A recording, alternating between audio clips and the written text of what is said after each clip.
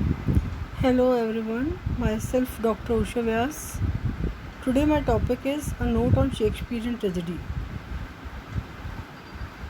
Tragedy is an imitation of an action that is serious, complete, and of a certain magnitude in language, embellished with each other kind of artistic ornament through pity and fear, affecting the catharsis of such emotions, said Aristotle in the Poetics.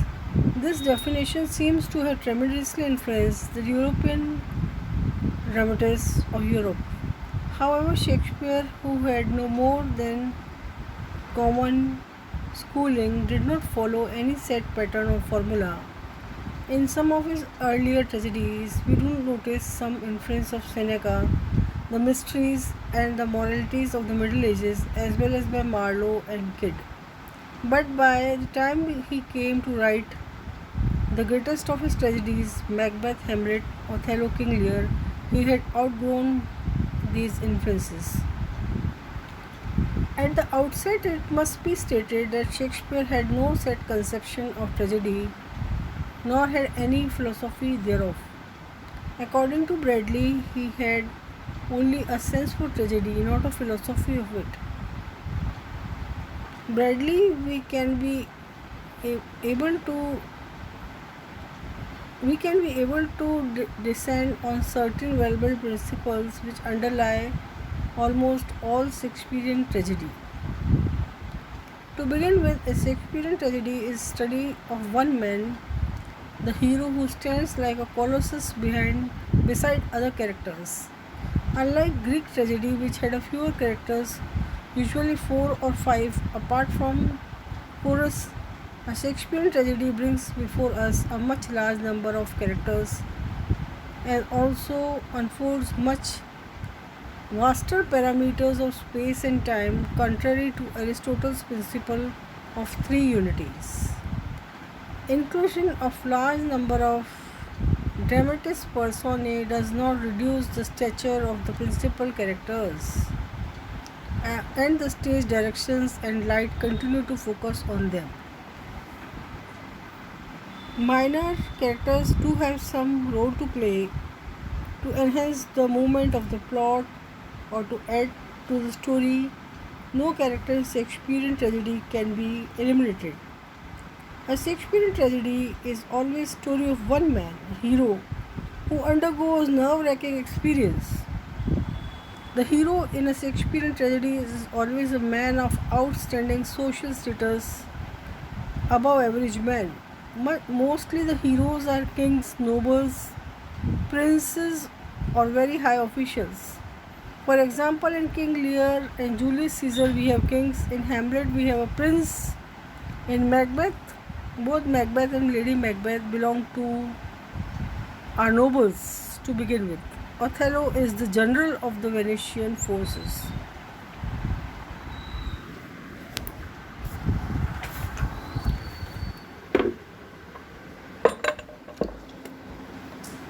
This is the conception of the tragic hero as belonging to royalty.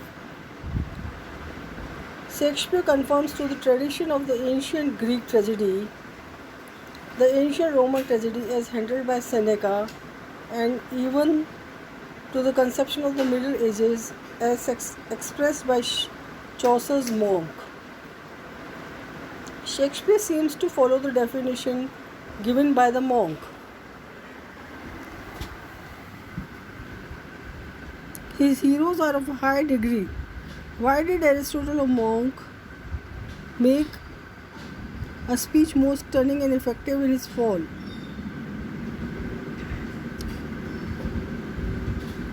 Aristotle has mentioned the word hamartia or tragic error of judgment that brings about the fall of the hero. We must at the same time add that Greeks believed in destiny, and Greek tragedy is that the tragedy of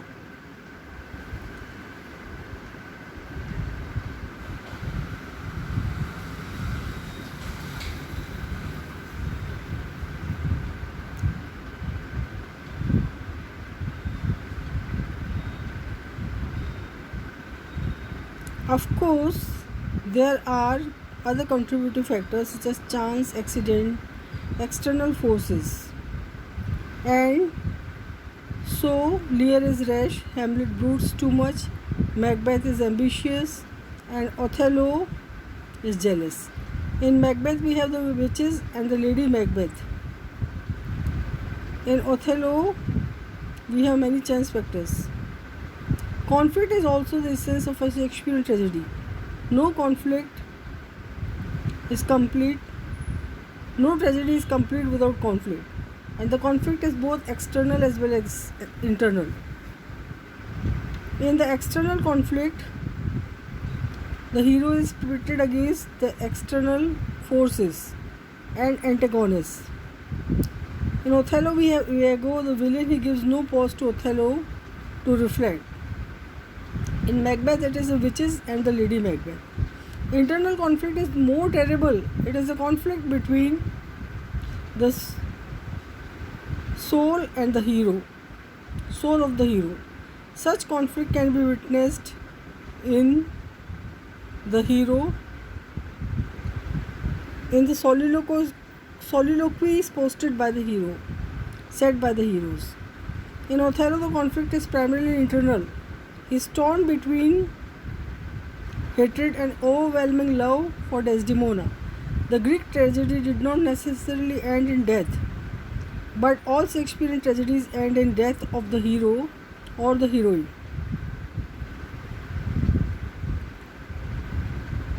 Irving Ribner speaks of the moral order of the universe, which Shakespeare dramatizes and depicts how the harmony of the world is disturbed and finally re-established with the death of the hero as well as the negation of the evil forces.